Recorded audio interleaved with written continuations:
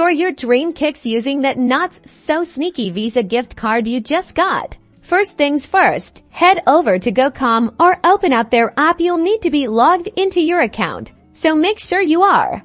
Now, let's get this gift card linked. You're looking for your payment methods or wallet section. This is usually found in your account settings or profile. Tap on Add Payment Method or a similar option. You'll see a few choices here.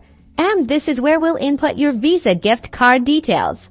Enter the 16-digit card number from the front of your Visa gift card, then type in the expiry date and the 3 or 4-digit security code, usually found on the back. Crucially, you'll need a billing address to go with your gift card. If your gift card isn't tied to a specific address, common practice is to use the address you have on file with your GoT account. If that doesn't work, try the address you would use for a typical online purchase. Some gift cards require registration to a zip code online beforehand, so check your card's specific terms if you encounter issues. Once you've entered all the details and saved it, your Visa gift card should now be listed as a valid payment option.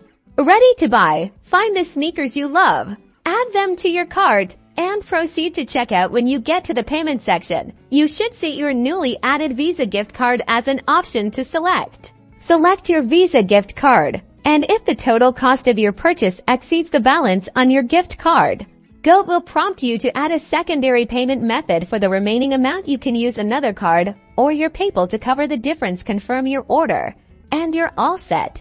Enjoy those fresh grails, courtesy of your Visa gift card.